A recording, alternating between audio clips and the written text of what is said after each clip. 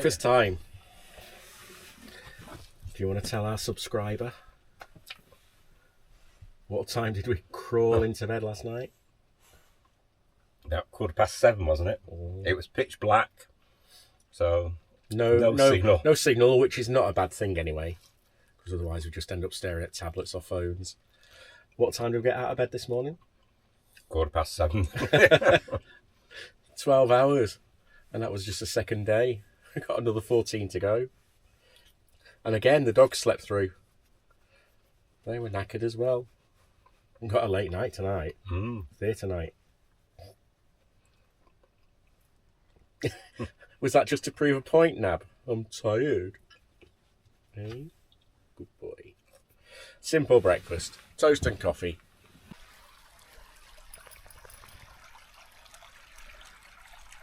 One of our go-to park-ups when we're in this area. We've seen it before if you're a regular viewer. So peaceful. No cars at night. Only a few in the day. The water, saying it's October and there's been a heck of a lot of rain, the water is really low. It's usually flowing a lot faster down here than this. There has been some damage to the road over the last few months caused by a bit of a landslip, and I don't know whether that's changed the water course somehow. But it's certainly not flowing like it used to be. And up there, if you've watched earlier videos, just up there is where we used to go and have a bath. And although the pools are still there, they're not as deep as they used to be.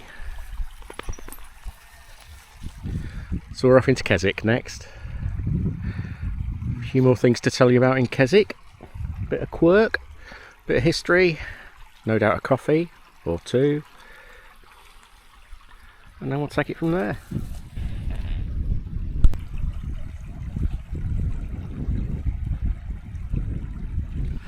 We're not using microphones at the moment either. I don't know what you think about the difference in quality. It's a load of faff getting the microphones plugged in, and we can't really have them plugged in when it's raining because it's means that part of the camera electrics is open or more susceptible to dampness. So we're trying without again and just seeing what happens.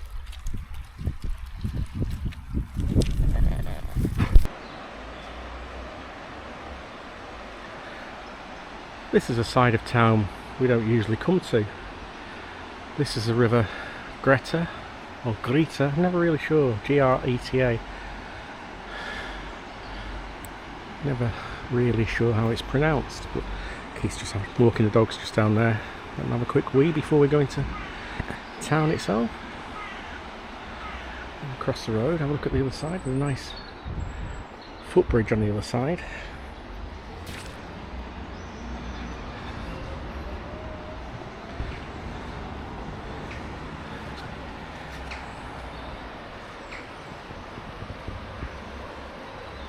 And this is a very Victorian thing, isn't it, really? A drinking fountain, yeah. Drinking fountain. And this one still works. Often they don't, do they?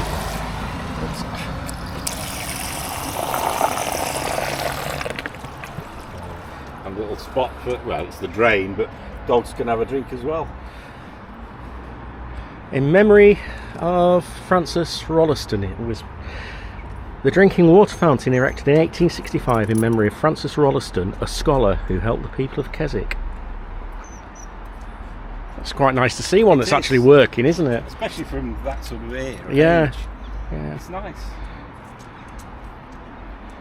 Only a few yards up the road from the drinking fountain. Personal experience, Keith. Personal experience. This tablet has been erected by the Grateful Friends in memory of Dr. Crawford JP, who for over 40 years resided in Keswick. He became chairman of the Borough Urban Council, and by his influence helped to make the Cottage Hospital one of the best equipped in the north of England, which I can testify to because you're not talking to a JP now. I can testify to because that's where we went, or I went when I had a bad problem with my ankle. You had a rash, didn't you? I had a rash. And that was last time we were here. It was, and you were saying, I mean, you were in there for what, an hour and a half, 2 hours? Well, I'd gone to the pharmacist, Boots. The pharmacist was at lunch, and when they came back they had appointments, so they suggested I went to the cottage hospital because they're used to visitors, and I was in and out, really, you'd only just got a coffee. Or second coffee or third coffee, but I can't fault them. They were very friendly, understanding, sympathetic, and used to tourists as well, I guess, so it helps as well, doesn't it? Yeah. Well, that's Fitz Park over there. They say this is an area we don't usually come to, so it's nice to see, and it's free parking. Yes. Free on-street parking, no time limit either. No. Just got to cross this road now. Just have to walk. It's nice coming on a quieter day, isn't it? Because we get more chance to look at things we've never noticed before. This is the Royal Oak. The ancient hostelry, formerly the Oak Inn, has been from the days of Queen Elizabeth I the centre of the commercial activities and social life of Keswick. The headquarters in the 18th century of a thriving packhorse trade, this inn became subsequently no less renowned as a posting establishment and halting place for stagecoaches. No less celebrated are the literary associations of Robert Southey, Samuel Taylor and Hartley Coleridge, the Wordsworth Shelley, Thomas de Quincey, Christopher North, and Lakeland poets and writers. Here Sir Walter Scott wrote part of his Bridal of Tremaine, and here too Lord Tennyson and Robert Louis Stevenson were visitors, where the Skiddaw, Hermit and John Peel of hunting fame were frequently to be seen within these walls. Never noticed that before. No, but days of Queen Elizabeth, the second or the first? I think the first. And we were saying about very Victorian things, water fountains and that. And we got come to the Moot Hall, and there's one here. Replacing earlier fountains on this site. So they kept the tradition. But another one that works. Yeah. And how many times have we walked past this and I've never noticed it? I've never noticed this. No, and it's been here since 2006. Yeah. So. I thought we always say look up. We're obviously not looking at eye level or down. And it's a lot quieter today, isn't it? It is. Yeah. You can notice things. But we were saying when we looked at the other one to ourselves, it was a very sort of Victorian tradition to provide drinking fountains for the population, and sort of philanthropic people, wasn't it? Very caring society. Yeah. And then we find a modern one. Modern. It's nearly 20 years old. Well, modern to some.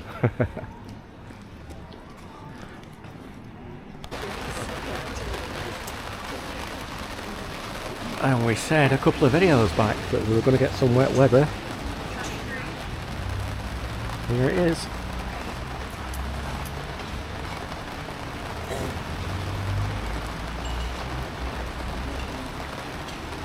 Rather heavy.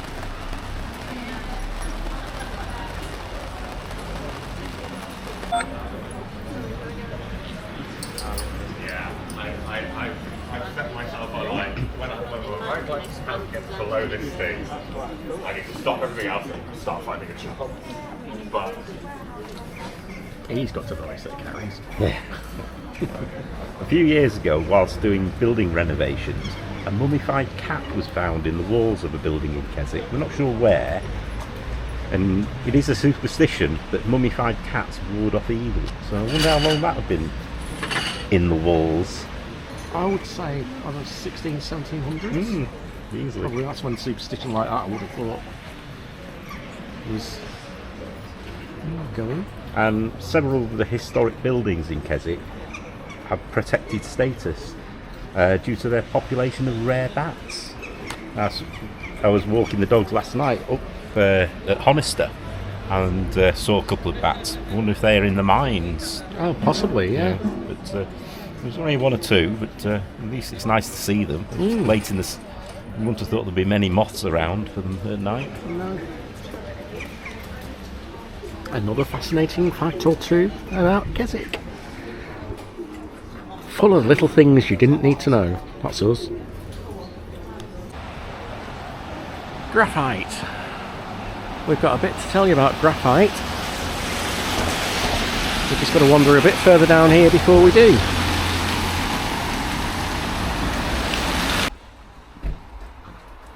So we've come to the Pencil Museum, but we're not going in because we've got the dogs with us, and dogs aren't allowed.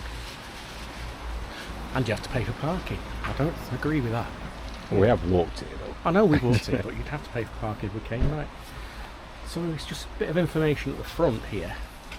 Graphite, or wad, was found in the Borrowdale Valley in the 1550s after a violent storm uprooted a tree high up on the grazing fell Gallimara.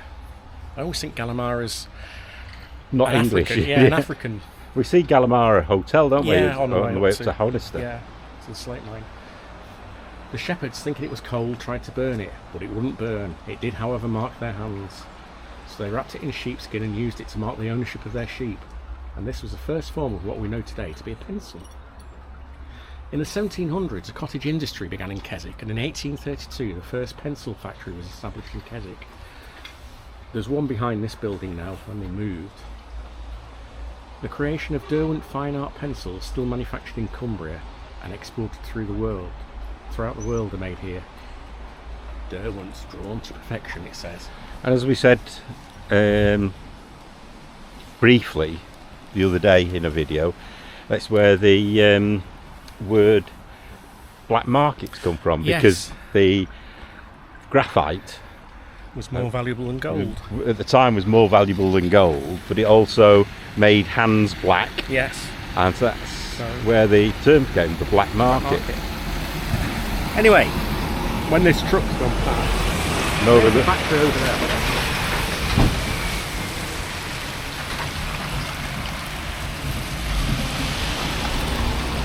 Home of Cumberland pencils.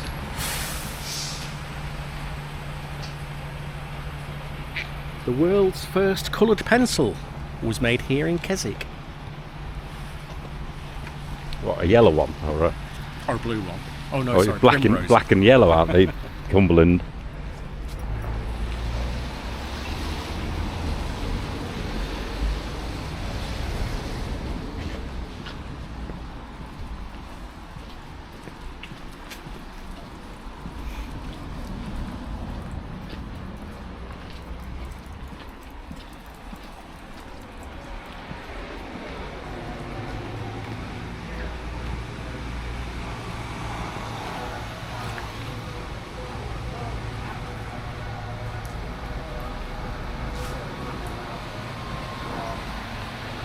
A nice old van.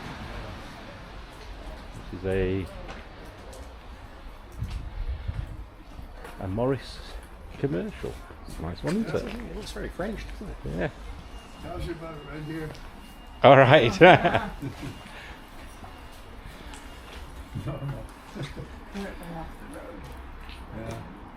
We'll tell you a bit more about that in a minute then. The Pencil Museum houses a 26-foot long pencil, the largest in the world. This is the home of Cumberland pencils. I wonder how many people work there. I don't know. I always want to know how they get the wood, the twigs, and drill a hole. So you really want a factory tour now? Is he bringing graphite, do you think? Possibly.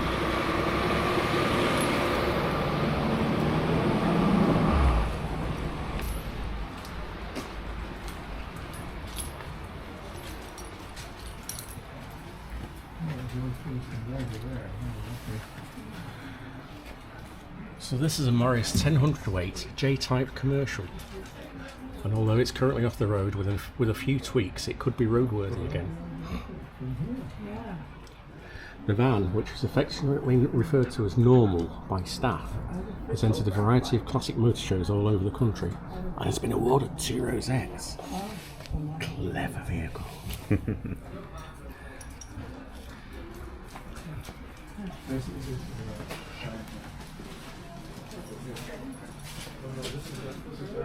There's not a lot inside. One seat. I could make it into a little camper. You could. Really?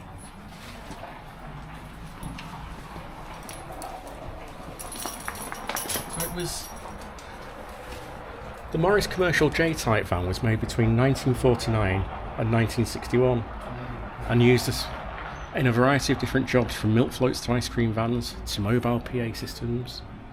And one of the special features was that both doors were sliding instead of opening outwards.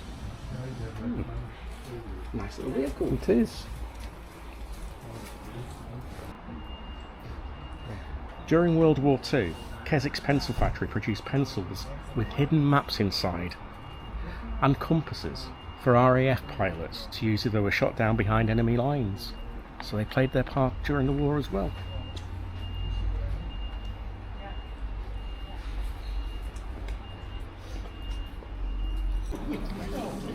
Lunch on the go today. Soup and a really nice sandwich. But a bit of a strange...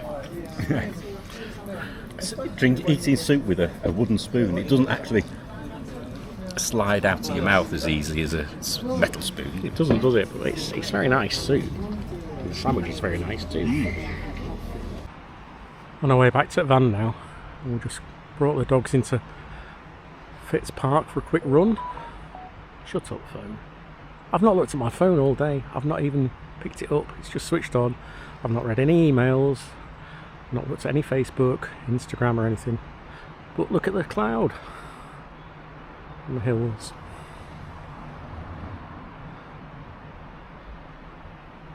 That's nice, isn't it?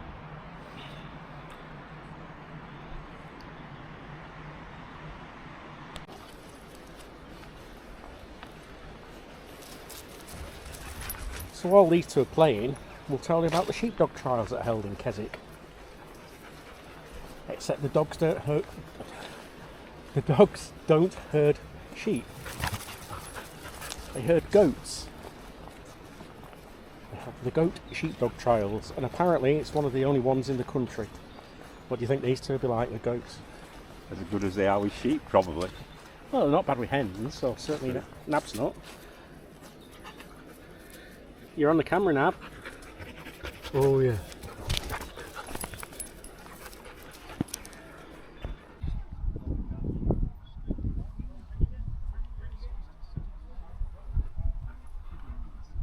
We've done this in previous videos, but soon we're telling you a bit about Keswick, and it's just outside Keswick.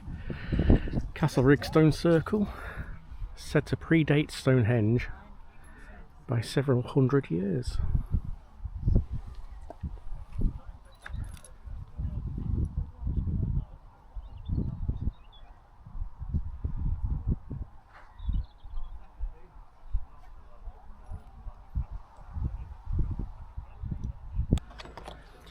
Just heading down to the lake, and this is the theatre we're going to tonight, and that's what we're going to see. Steel, the world premiere by Lee Mattinson.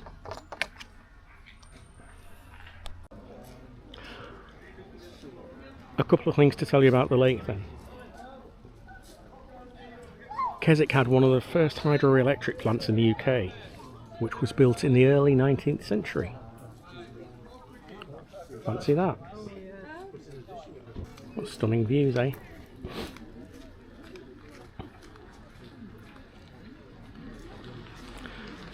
In the 19th century,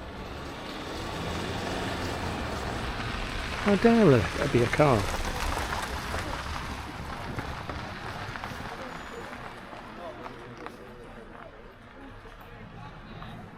In the 19th century, Keswick was involved in a bizarre legal dispute, and it was over rights to use water from Derwent Water, and it led to one of the longest running court cases in UK history.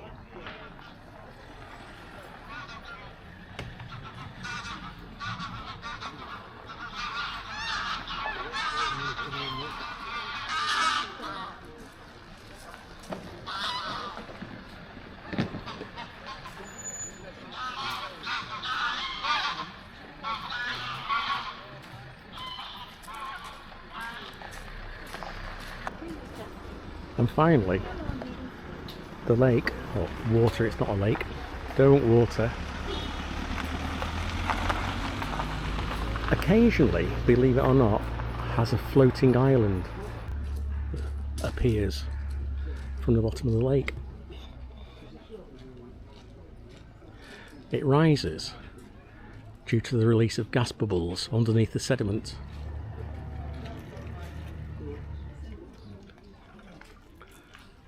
So that's a few facts about the water.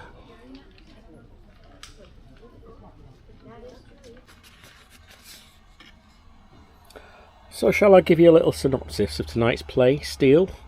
2 lads, 12 hours, £1 million. I shall read you a little bit. On the wet West Cumbrian coast, James and Cameron have been mates for more than a decade. At 17, the world should be theirs, but Workington's a ghost town. An unemployment black spot where lasses drink Bacardi by the pint and boys don't cry. When James discovers he's heir to a single mile of the British railway system, the lads are forced onto a town-wide treasure hunt where annihilated aunties, snakebite-drenched drag queens and a zombie Princess Diana lay in wait. So, when we get back from the theatre, because we're being posh, we'll tell you what we thought. But for now, the dogs have just gone for a quick wee with Keith. And their dinner's steaming away there, waiting for that to cool. And we'll have a brew. And we've got... what time is it? It is... ooh... almost 5 PM. The show starts at 7:30 PM. So we can have a bit of a relax before we go. It's only 2 minutes walk from where we're parked. So we're back. We've seen Steel. And I said we'd tell you what we thought of it. What do you think of it? It was good. Different. It was. The theatre was different, wasn't it? Yes, yes. It's a lot smaller than I thought it would be. And we were sat on the edge of the stage, wasn't it? Well, it wasn't a stage, it was just a floor, wasn't it? It was a two-handed play, wasn't it? Yeah. Just two people playing different characters. Yeah. Yes. I thought at first, oh, I'm not sure I'm going to like this. It's a bit too close because like the actors are, you're there, Yes. and the actors are there. But it was really good. Yeah, I enjoyed it. I enjoyed it. Different. It was a quirky bit of history mixed with a bit of a will they, won't they, did they, didn't they kind of love story as well, yes, wasn't it? yeah. So, but yeah, it was good. So, but it's 9:45. Well past our bedtime. Well past our bedtime. I'm knackered. We've come back to Honister, haven't we? So Yeah. there's 8 miles. No, it's not 8 miles. Is it about 4 or 5 miles? The dogs are knackered. Bay's just hanging, the door's open at the moment. Bay's just hanging out in our usual favourite spot. And it's a starry night, but it looks like it's rained quite a bit more. It does. But for this video, that's it. So thank you again for watching and sticking with us. And please do like and please do leave a comment, because as we keep saying, the comments do make a difference. Thanks a lot, and we'll see you next time. Good night. Bye. Now can I clean my teeth and go to bed? During World War II. I don't want you looking at me because I'm trying to read it. Look at something. Like what? I don't know.